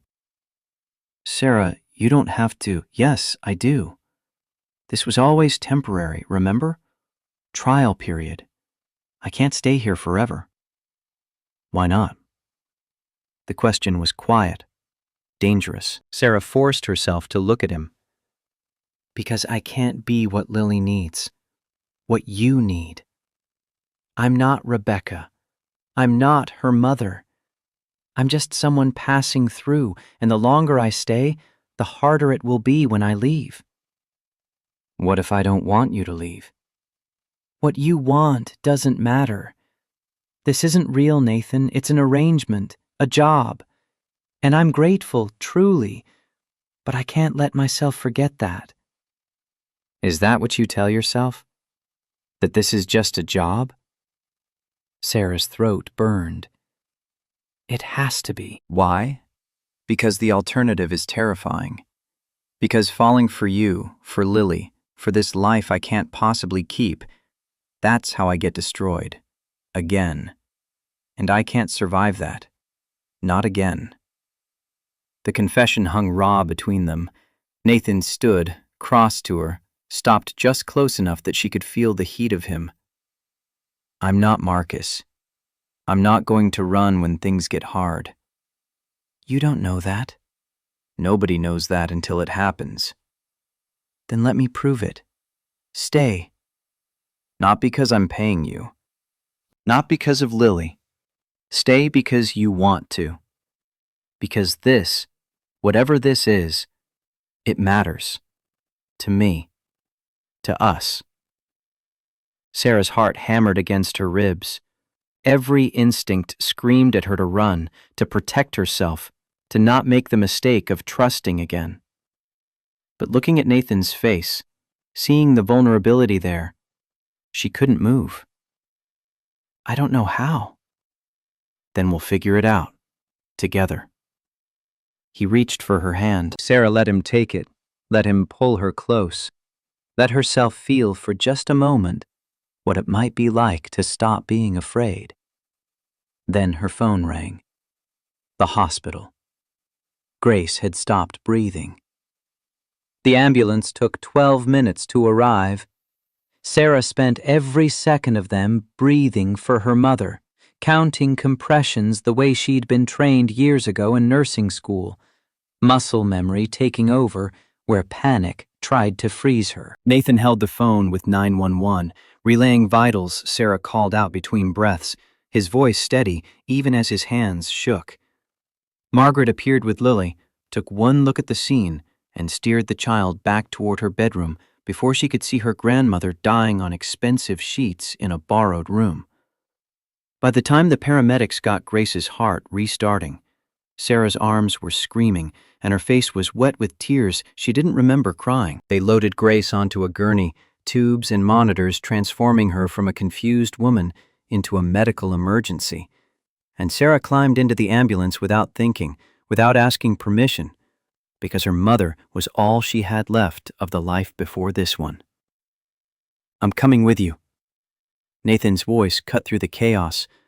Sarah turned to find him already in the ambulance, settling onto the bench beside her, his hand finding hers and holding tight. You don't have to. I'm coming. The ride to Massachusetts General was a blur of beeping machines and the paramedic's calm voice asking questions Sarah barely heard. Grace's eyes were open but unfocused, her breathing assisted by a mask that covered half her face. Sarah held her mother's hand and thought about all the times Grace had held hers, scraped knees and bad dreams, and the terrible night they'd found out about Michael's heart attack. Who held your hand when you were the one dying? At the hospital, they wheeled Grace straight to intensive care. Sarah tried to follow, but a nurse stopped her at the doors. Family only beyond this point. I'm her daughter. I'm all the family she has. The nurse's expression softened. I understand, but we need space to work. There's a waiting room down the hall. Someone will update you as soon as we know more. Sarah stood in that hallway, watching the ICU doors swing shut, feeling like she was 6 years old again, watching her father's body disappear behind similar doors, and knowing even then that some doors only opened one way. Nathan's hand settled on her shoulder, gentle pressure guiding her toward the waiting room where fluorescent lights hummed and uncomfortable chairs promised hours of vigil. They sat. Sarah couldn't remember sitting down, but suddenly she was in a chair with Nathan beside her, and time moving wrong, too fast and too slow simultaneously. Her hands were shaking. Nathan took them both in his, warming them between his palms. She's strong. She'll fight through this. You don't know that. I know she raised you. Anyone who raised someone that strong has plenty of fight left. Sarah wanted to believe him. Granted to cling to hope the way she'd clung to those last terrible months when the doctors had said, one more treatment, one more round, maybe this time it would be different. But hope was exhausting, and Sarah was so tired of hoping for things that never came. I can't lose her. Not yet. There are still good days, moments when she remembers me and we can talk about Dad, and she knows who I am. If she dies, I lose those moments. I lose the only person who remembers my childhood, who knows the stories about who I used to be before everything fell apart. The words spilled out, raw and honest.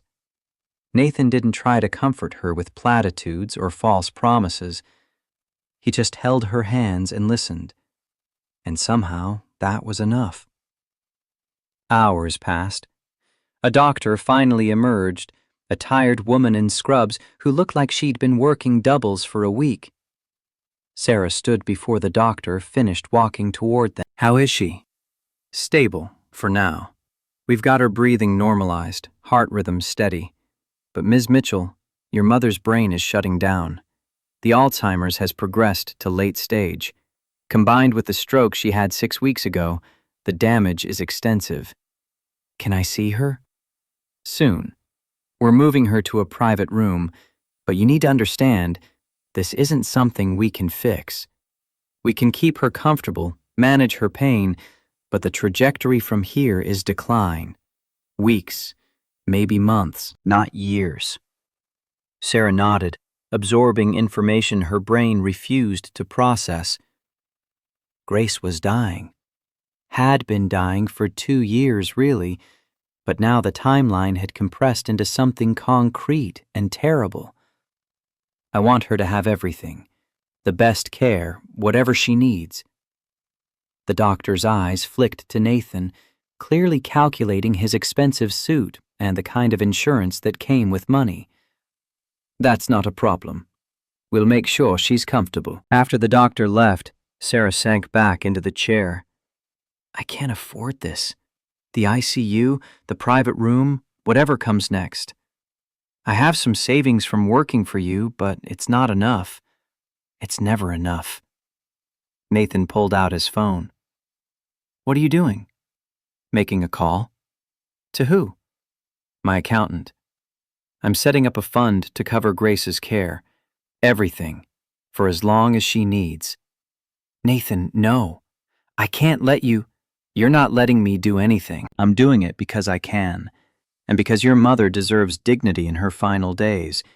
And because watching you break yourself trying to afford what I can cover with a phone call is something I won't allow. This is too much. First the job, the apartment, now this. It's not charity, Sarah. It's what people do when they care about each other. The words landed heavy, weighted with meaning neither of them had acknowledged until now. Sarah looked at him, really looked, saw something in his eyes that terrified her more than the monitors in the ICU or the doctor's careful prognosis. Don't. Please don't say you care about me. Not now. Not when everything's falling apart. Too late. They let Sarah into Grace's room an hour later. The machines had multiplied, each one monitoring a different system, transforming her mother into a collection of numbers on screens. But Grace's eyes were open, surprisingly clear. Sarah? Yeah, Mom, I'm here. Where's here? Hospital. You stopped breathing. Do you remember? Grace's hand moved weakly, seeking Sarah's. I remember Michael. He was here. Told me it wasn't time yet. Told me you still needed me. Sarah's throat closed. Her father had been dead 20 years, but if believing he'd visited gave her mother comfort, she wouldn't correct the delusion. You should rest, Mom. Will you stay?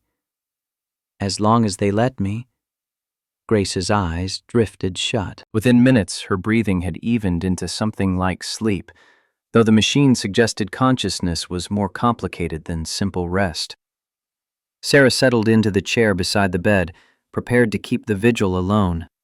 But Nathan appeared in the doorway with coffee and a blanket he must have charmed from a nurse. "You should go home. Lily needs you." "Lily's with Margaret, and I'm not leaving."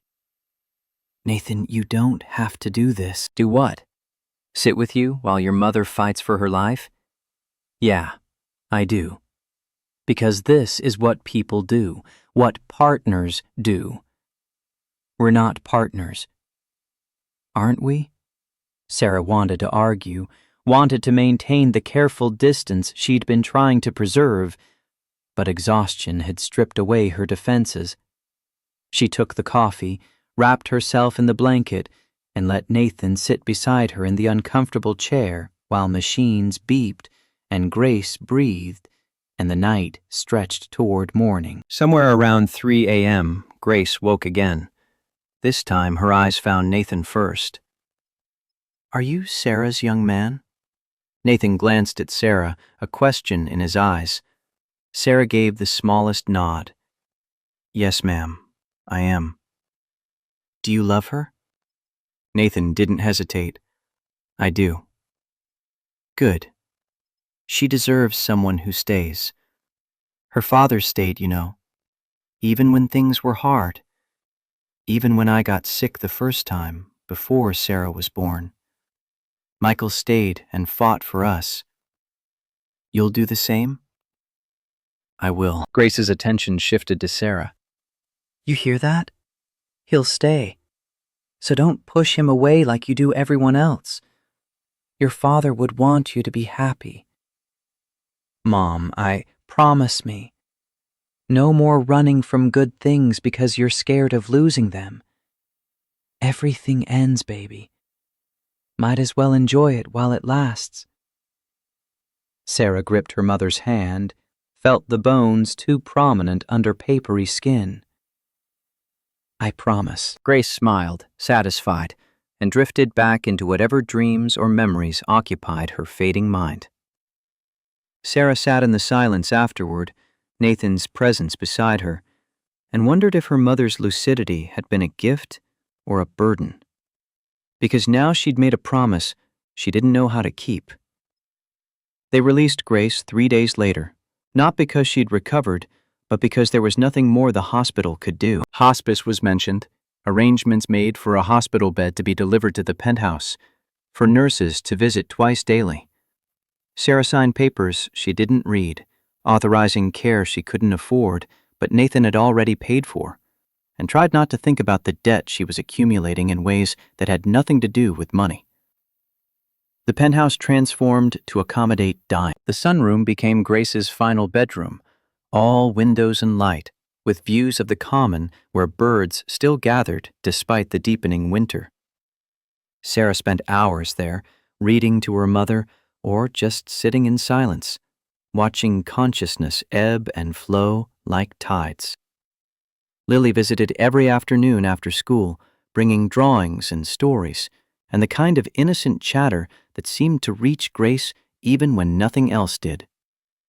Sarah watched her daughter, no, not her daughter, Nathan's daughter, she had to remember that, curl up beside Grace on the hospital bed, talking about seahorses and stingrays, and how she decided marine biology was definitely her calling. "Your girl is special." Grace's voice was thin but clear. Sarah looked up from the book she'd been pretending to read. "She's not mine, Mom. Isn't she? She loves you like you're hers, and you love her the same way. It's complicated." Love usually is. Doesn't make it less real. Sarah wanted to argue, but Grace had already drifted away again, leaving her daughter alone with truths she didn't know how to face. Nathan's sabbatical meant he was home constantly now, a presence in rooms that used to be empty. He cooked breakfast most mornings, awkward attempts that Lily found hilarious and Sarah found endearing despite herself. He'd commandeered the dining table as a makeshift office, spreading papers and laptop across the surface, working on something he claimed was just keeping his hand in, but Sarah suspected was more. "What are you actually doing?" He looked up from a spreadsheet that made no sense to her. Robert's been sending updates about the company, about David Sterling's management. And it's worse than I thought. Revenue's down 18% in 6 weeks. Sterling's cutting corners, alienating long-term clients, making decisions that prioritize short-term profits over sustainable growth. Can't the board see that? The board sees what Sterling wants them to see.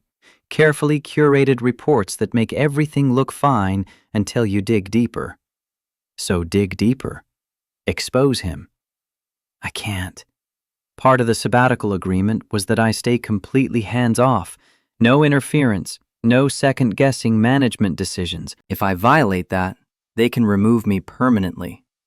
Even if he's destroying what you built? Even then. Sarah moved closer, studying the numbers she didn't understand but could read the frustration in Nathan's posture. There has to be something you can do. There is. Wait. Let Sterling hang himself with his own incompetence, then step back in and fix it. That could take months. I have time. For the first time in 3 years, I have nothing but time. He reached for her hand, pulled her into the chair beside him. Sarah went, too tired to fight the gravity between them anymore. I'm glad you're here. I know the circumstances are terrible, but having you here, being able to help, it matters to me. You've already helped too much. The hospital bills alone are handled, and not something you need to worry about. Everything in my life is something to worry about. That's how I've survived this long. Constant vigilance, constant planning for the next disaster. Maybe you could try trusting instead, just for a while. See how it feels. Sarah wanted to. God, she wanted to let herself lean into the safety Nathan offered, to believe that this time would be different, that this man wouldn't disappear when reality got too heavy. But trust was a muscle she'd let atrophy, and using it now felt like risking permanent injury. The first hospice nurse arrived on a Monday. She was kind and efficient, showing Sarah how to manage Grace's medications, how to adjust the bed for comfort, how to recognize the signs that the end was approaching.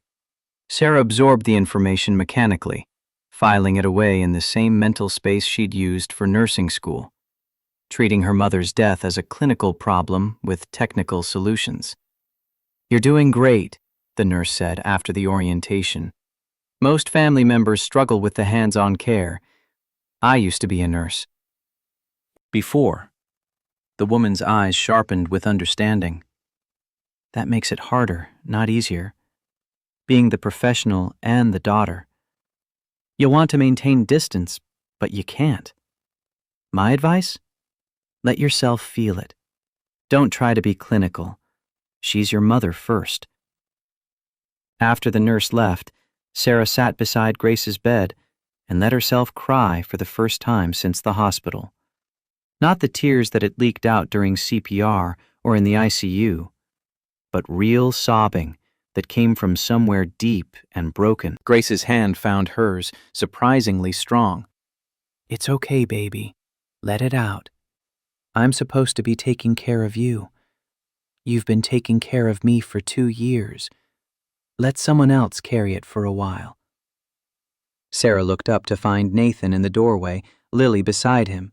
They'd brought lunch on a tray, sandwiches and soup and apple slices arranged with more care than skill.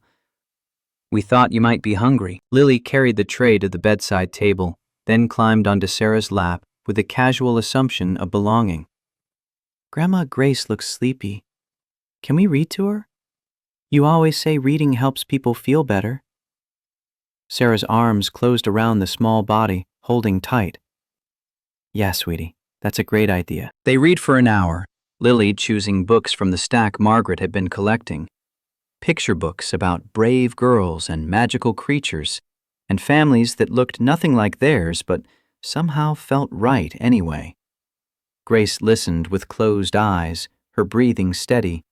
and Sarah held Lily while Nathan sat beside them, and for a moment the world contracted to just this room, this family that wasn't quite a family, but felt more real than anything Sarah had known in years. That evening, after Lily was in bed and Grace was settled for the night, Sarah found Nathan on the balcony where they'd stood weeks ago watching snowfall. The temperature had dropped below freezing, their breath visible in the air. "You'll freeze out here." Needed to think. About what? Everything. The company, the board, how David Sterling is systematically dismantling what took my father 40 years to build and me 8 years to expand. How I'm supposed to just watch it happen. So don't watch. Fight back. I told you, the sabbatical agreement was made under duress. The board forced your hand. If Sterling's violating his fiduciary duty, you have grounds to challenge his authority. And you know this how? My ex-fiancé was a pharmaceutical rep. Spent enough time listening to his work complaints to pick up some corporate law. Nathan turned to face her fully. What happened with him? Marcus. You mentioned he left when things got hard, but you never said the details. Sarah wrapped her arms around herself, wishing she'd grabbed a coat. We were engaged. 2 years together, ring on my finger, wedding planned for June. Then Mom got her diagnosis. Alzheimer's, early onset. The medical bills started piling up. I had to cut back hours to care for her. We lost the apartment. Marcus stuck around for about 3 months before he decided chronic illness wasn't what he'd signed up for. Left a note saying he hoped I understood, that he couldn't watch me destroy myself trying to save someone who was already gone. Jesus, Sarah. Turned out he had gambling debts too. Borrowed money from my friends, my mother, even took cash from my emergency fund. Found that out after he left. So yeah, trusting people to stay when things fall apart isn't really my strong suit. I'm not him. Everyone says that. Until they prove otherwise, then I'll prove it, however long it takes. Sarah wanted to believe him. Wanted it so badly her chest ached with the force of it. But wanting and believing were different countries, and she'd been burned too many times trying to cross that border. Nathan stepped closer, his hands finding her face, tilting it up so she had to meet his eyes. I love you. I know you don't want to hear it. Know you think I'm just saying what you need to hear.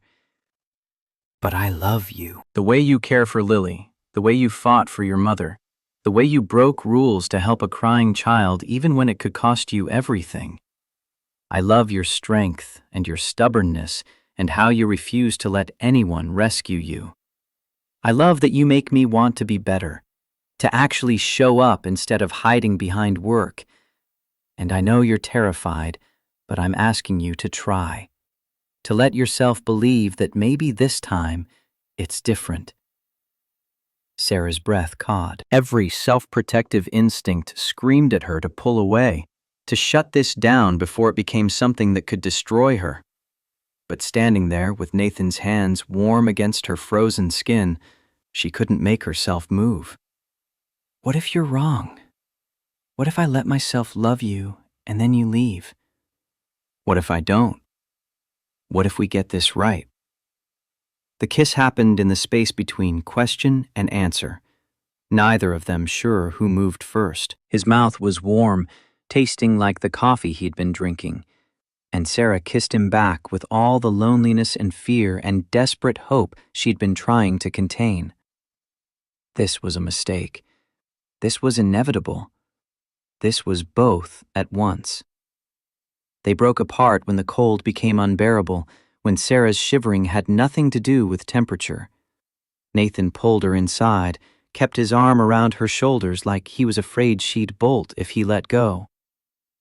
Stay with me tonight. Not because of Grace or Lily or any obligation. Stay because you want to. I shouldn't. That's not what I asked. Sarah looked up at him, saw vulnerability that matched her own. I want to. God help me, I want to. Then that's enough. They went to his bedroom, a space Sarah had never entered, and she found it surprisingly spare. No photos of Rebecca, no obvious remnants of his marriage, just clean lines and minimal furniture and windows that overlooked the city. Nathan kissed her again, slower this time, giving her space to change her mind. But Sarah was done running from things that felt good just because they might hurt later. Afterward, lying in sheets that smelled like him, Sarah traced patterns on his chest and tried not to think about consequences. This changes everything. Nathan's arm tightened around her. Good. What happens when the trial month ends? When I'm supposed to leave? You don't leave. You stay. We figure out what this is and we make it work. It's not that simple. It is if we let it be. Sarah wanted to believe in simplicity, in the kind of love that just worked without complications or catastrophe. But Grace was dying down the hall, and Lily was getting attached to a woman who wasn't her mother, and the board was circling Nathan like sharks sensing blood. Nothing about their situation was simple. But lying there in the dark with Nathan's heartbeat steady under her ear, Sarah let herself pretend. Just for tonight. Just for now. She woke to her phone vibrating on the nightstand. The hospice nurse, her voice calm but urgent. Ms. Mitchell, you should come downstairs. Your mother's breathing has changed. Sarah was moving before conscious thought engaged, pulling on clothes, running down hallways, her heart hammering against her ribs. Nathan followed, neither of them speaking, both knowing what changed breathing meant in hospice care. Grace was awake when they reached the sunroom, her eyes clearer than they'd been in days. The hospice nurse stood by the bed, monitoring equipment that showed what Sarah already knew. Her mother was dying, had been dying, but now the process had accelerated toward its inevitable conclusion. Hi, baby. Grace's voice was barely a whisper. Sarah took her hand, felt how cold it had become. I'm here, Mom. Good. I was waiting for you. Didn't want to go without saying goodbye. Please don't talk like that. Hush. We both know what's happening. And it's okay. I'm tired, Sarah. So tired of forgetting things. Tired of not knowing where I am or who you are. I'm ready. I'm not ready to let you go. You've been ready for 2 years. You just didn't want to admit it. Grace's other hand reached for Nathan, surprising them both. He took it without hesitation. You take care of my girl. She's going to fight you on it, but don't let her push you away. She needs you, even if she won't say it. I will, I promise. And Sarah, Grace's attention returned to her daughter. You let him stay. No more running. No more protecting yourself from happiness because you're scared of losing it. Your father loved me for 30 years, and losing him broke my heart, but I wouldn't trade a single day of that love to avoid the pain of losing it. You understand? Sarah nodded, couldn't speak past the grief closing her throat. Good girl. Now I'm going to rest. You two should get some sleep. Mom, it's okay. I'm not afraid. Grace's eyes closed. Her breathing continued, ragged but steady, and Sarah realized this wasn't the end. Not yet. Just another step toward it. She settled into the chair beside the bed, prepared for the vigil, but Nathan pulled her up. The nurse is here. She'll watch over Grace. You need sleep. I can't leave her. You can, for a few hours. She'd want you to take care of yourself. Sarah let him lead her back to his bedroom, too exhausted to argue. They lay down, still clothed, Nathan's arms around her, and Sarah finally let herself cry properly. Not the controlled tears of bedside vigils, but deep, wrenching sobs that came from the knowledge that soon she'd be alone in the world. The last Mitchell, with no one left who remembered her father or her childhood, or the person she'd been before life taught her that love was something you survived rather than celebrated. Nathan held her through it, didn't try to fix or comfort, just witnessed her grief with a kind of presence that was its own comfort. Eventually, exhaustion won, pulling Sarah under into dreams of her father's workshop and her mother's laugh and all the things she was about to lose forever. Grace held on for 3 more days. Sarah spent them at her bedside, reading and talking and playing music her mother had loved. Lily visited every afternoon, bringing drawings and flowers picked from the common, and once, inexplicably, a smooth stone she'd found that she insisted Grandma Grace needed to keep. Grace's lucid moments grew rarer, but when they came, she used them to dispense wisdom like someone who knew time was short. Be happy, baby. That's all. Just be happy. Or to Nathan when he brought lunch, don't let her work herself to death. She'll try. Stop her. Or to Lily, who'd crawled up beside her on the bed. You're a good girl. Take care of Sarah when I'm gone. She needs you more than she knows. On the 4th morning, Sarah woke in Nathan's bed.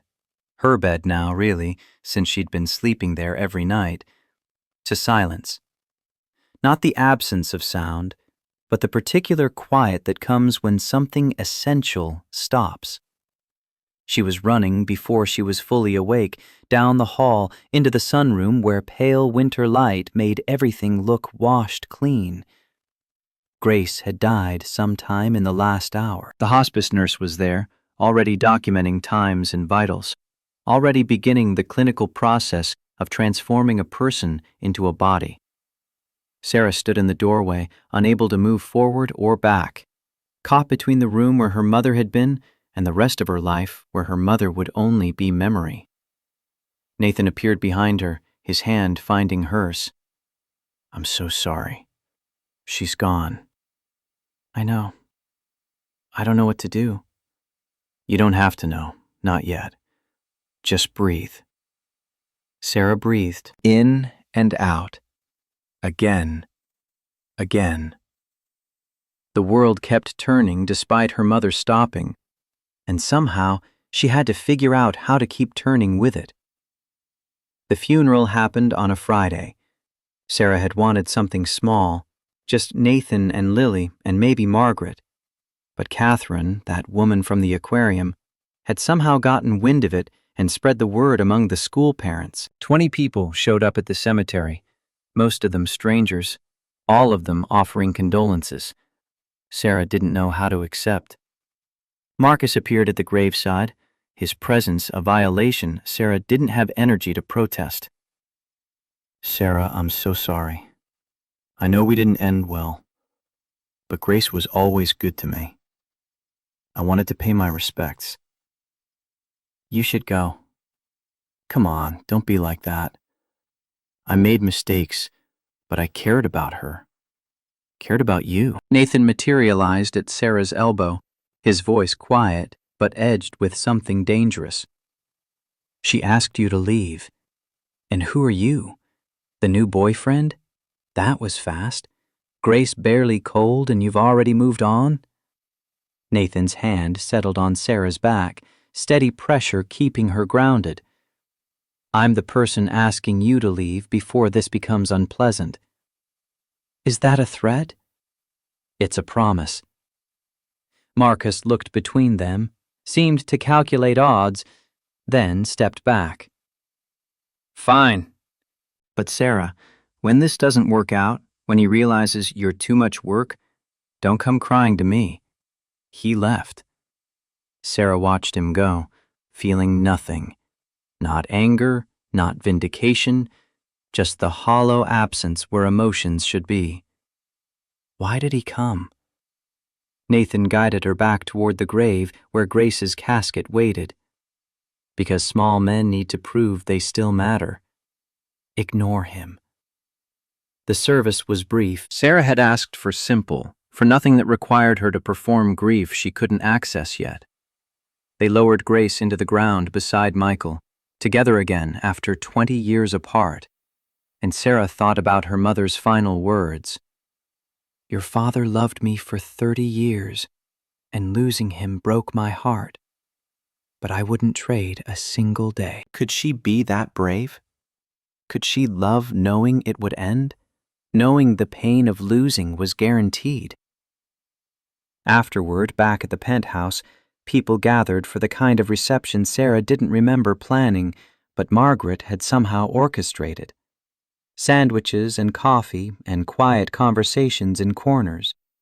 Lily stayed close, her small hand gripping Sarah's like a lifeline.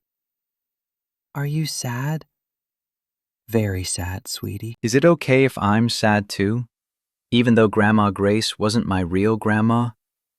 She loved you like you were her real granddaughter, so yes, it's okay to be sad.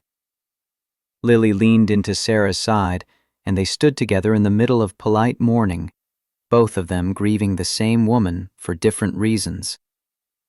The last guests left around sunset. Margaret ushered Lily to bed, leaving Sarah and Nathan alone in the living room that still smelled like funeral flowers. Sarah sank onto the couch, finally letting exhaustion claim her. Thank you. For everything. The funeral, the hospice, all of it. I couldn't have done this without you. You don't have to thank me. Yes, I do. Because you didn't have to help. Didn't have to care. But you did anyway. And I need you to know that matters. Nathan sat beside her, close enough to touch but giving her space. What happens now? Sarah looked around the penthouse, this place that had been temporary and was now the only home she had. I don't know.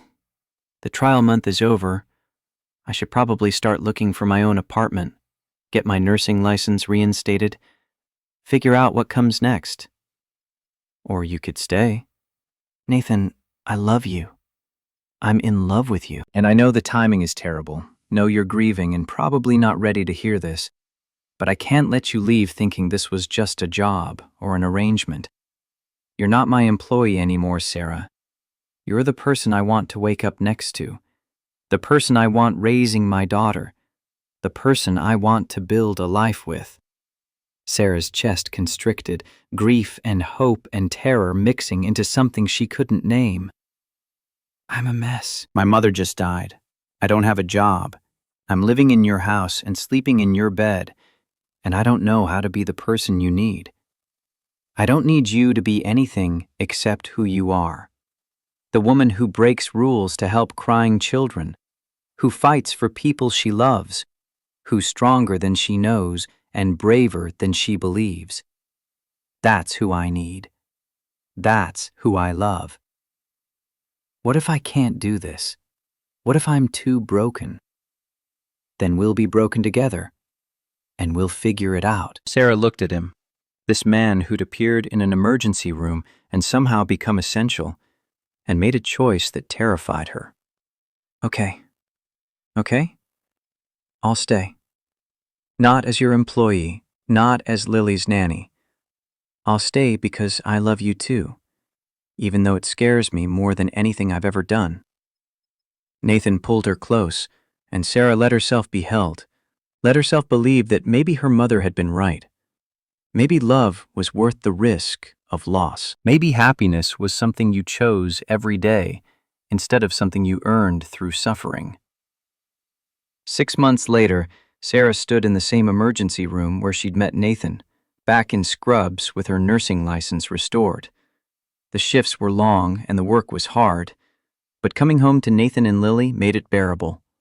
Made it more than bearable. Made it good. The board had voted to reinstate Nathan as CEO after David Sterling's mismanagement became too obvious to ignore. He worked reasonable hours now, was home for dinner most nights, took Lily to school every morning. The penthouse had been transformed room by room from museum into home. filled with Lily's artwork and family photos and the comfortable chaos of people actually living instead of just existing. Sarah's phone buzzed. A text from Nathan, sent with a photo of Lily holding a poster board covered in crayon drawings. New family tree project. She put you as her mom this time. Said it just made sense. Is that okay? Sarah's eyes burned, but she was smiling when she typed back. It's perfect. Tell her I'll help her add details when I get home.